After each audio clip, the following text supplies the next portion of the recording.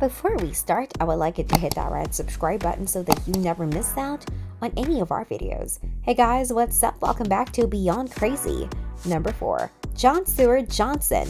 John Stewart Johnson was a well-known figure due to his association with the Johnson & Johnson Company.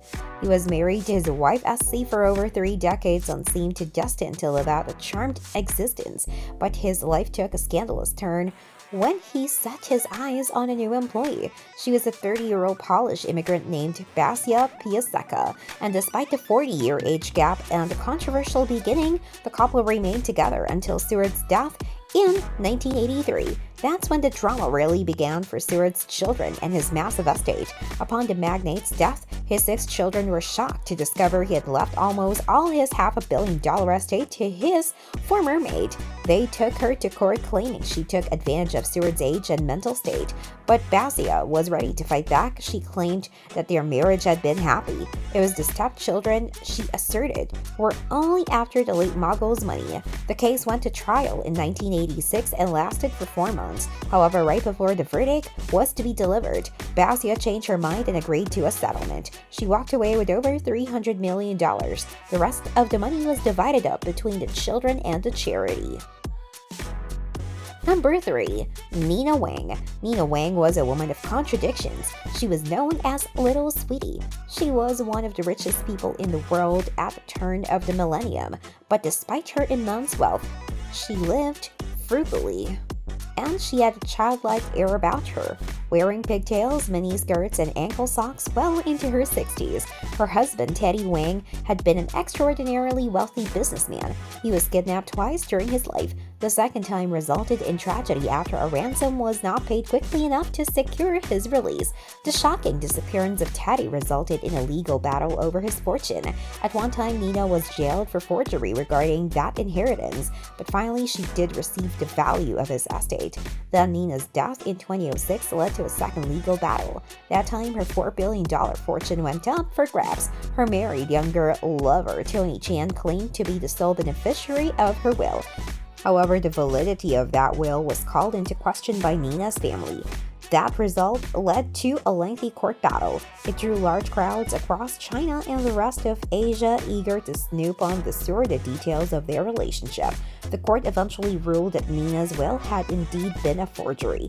In truth, they found Nina actually left her fortune to charity. In 2012, Tony was sentenced to 12 years in prison for forging the will. Today, Nina will forever be remembered as a quirky rich woman at the center of 2 massive and vindictive inheritance fights. Number 2. Fred Koch.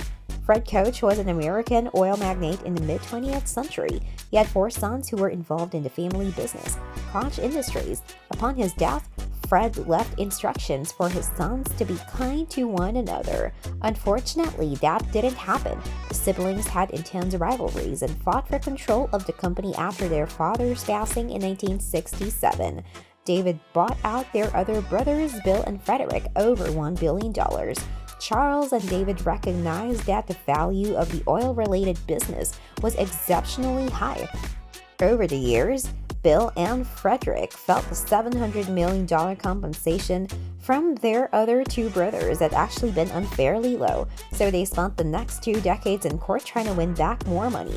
It caused a rift between the 2 pairs of brothers that lasted all of 18 years. It even went on all the way through their mother's funeral. As it turned out later, their mother had even cut Bill and Frederick out of her own will in response to the ongoing lawsuit.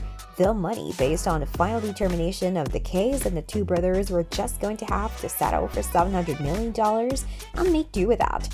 Number 1. J. Howard Marshall. You didn't think we were going to forget the most famous case of an inheritance gone wrong, did you? Anna Nicole Smith was a well-known model and dancer when she met billionaire J. Howard Marshall in a gentleman's club in 1991. The 2 of them married 3 years later.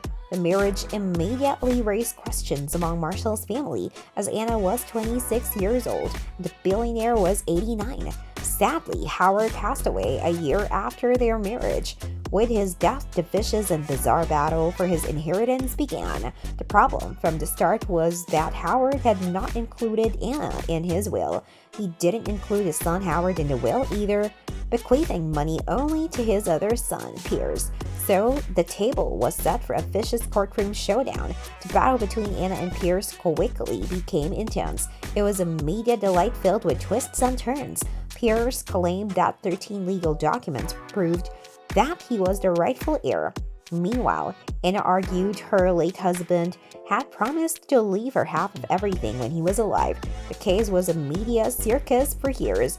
It was conflicting decisions from a Texas state court and a California bankruptcy court. It even reached the Supreme Court, which merely ruled that Anna could keep fighting for the inheritance.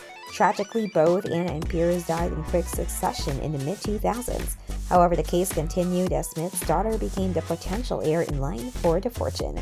By the mid-2010s, the judge who had heard the entirety of the probate case was begging to be removed from it. You know, a case has gone too long when the judge begs the parties not to show up anymore. This brings us to the end of our video. I hope you enjoyed it. Hit like if you did, and don't forget to subscribe to our channel so that you don't miss any of our videos in the future. Also, watch the 2 videos that are on your screen because I'm sure you love them. With that, I'll see you in the next video.